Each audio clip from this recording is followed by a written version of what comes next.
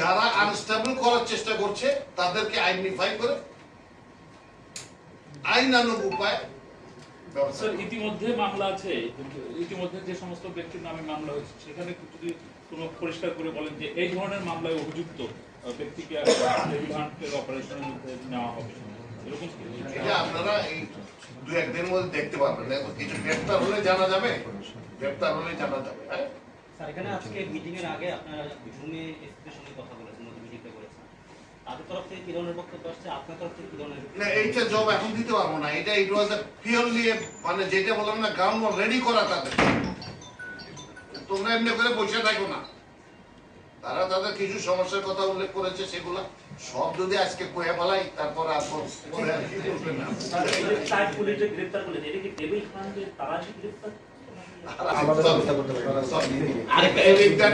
কালকে থেকে তো কাজ শুরু করেছে, একদিনে এখন চট করে ওটা আমি যে বলতে পারবো তা। আরেকটা বিষয় এখানে সাপ্লিমেন্ট দিই স্যার, যেটা শুরু হয়েছে গতকাল থেকে, এইটাকে শুরু করার আগে আপনাদের একটা মিটিং হয়েছে, সেই মিটিং এর সিদ্ধান্তটা কি? এটা কতদিন পর্যন্ত চলবে? এই সরকার যতদিন আছে ততদিন, নাকি কোনো নির্দিষ্ট টাইম আছে স্যার? এটা একটু জানতে চাচ্ছি।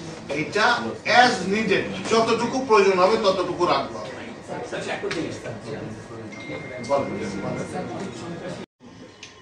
আইন প্রয়োগের সাথে যারা জড়িত সকল বহর, যেমন পুলিশ রয়েছে, এখানে ম্যাজিস্ট্রেট রয়েছে, ডিস্ট্রিক্ট ম্যাজিস্ট্রেট রয়েছে, চিফ জুডিশিয়াল ম্যাজিস্ট্রেট রয়েছে, এখানে একজন প্রসিকিউটর রয়েছেন, ইনার সকলে জড়িত। ইনাদের সকলের সাথে আমাদের একত্রে সবাই বলবো কিভাবে আমরা সুষ্ঠুভাবে আইনটা প্রয়োগ করতে পারি, উইথ স্পেশাল রেফারেন্স টু মানবাধিকার এবং পরিবেশ। মানবাধিকার কেন? এই মানবাধিকারের কারণে আমাদের এই আন্দোলনটা হয়েছে,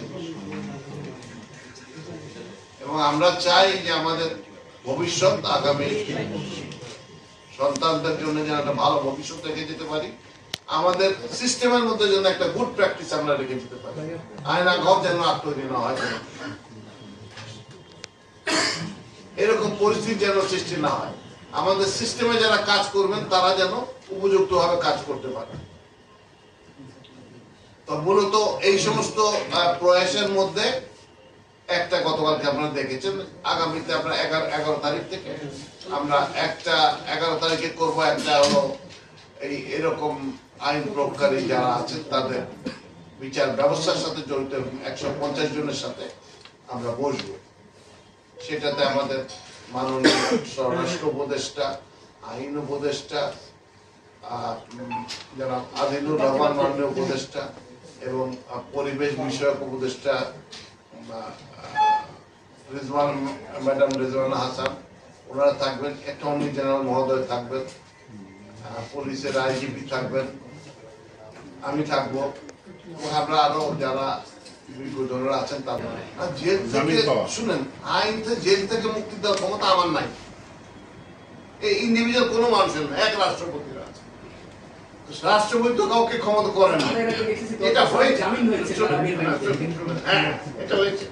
অনেক লোকে মনে করেছে যে ওই সময় বের হলে হয়তো আমার অসুবিধা হবে, কিন্তু এখন যারা সাজা কেটে বের হয়েছে তারা 25 বছর 20 বছর জেলে থাকছে, হতে পারে সন্ত্রাসী, এখনো হইতে পারে, যদি সেরকম কোনো অ্যাকশন হয় তাহলে ধরবো, তাই না?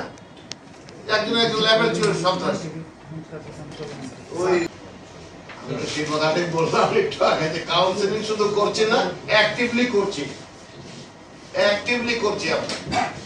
আমরা তো চাই কোমর সোজা করে দাঁড়ান, বুঝতে পারছেন না?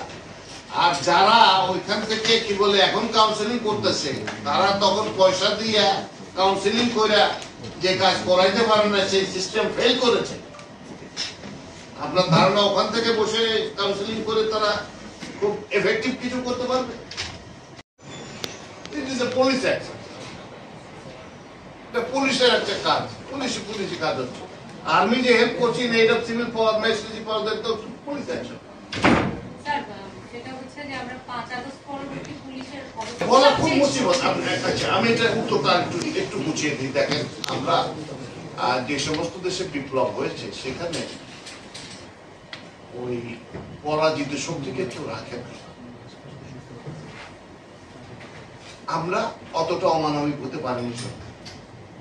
আমরা এদেরকে রিফর্ম করতে আমরা কিছু রিয়ালাইজ করি যে কিছু লোক কোয়ার্শনের কারণে করেছে, ভয়ে করেছে, বিভিন্ন ভাবে কিছু যারা দায়হাট ছিল তারা পালিয়ে গেছে, তাদের বিরুদ্ধে অ্যাকশন হচ্ছে। কিন্তু এইটাই অবস্থা, একটা মনোবল ভেঙে গেছে একটা বাহিনী। সেই বাহিনীটাকে গড়ে তোলা এবং আগের যে ওরিয়েন্টেশন ছিল যে না এটা কাজগুলো এইভাবে হয়, এখন যখন আমরা কিছু নতুন কথা বলছি এটা তো এইভাবে করা, এটা চিন্তাই করিনি।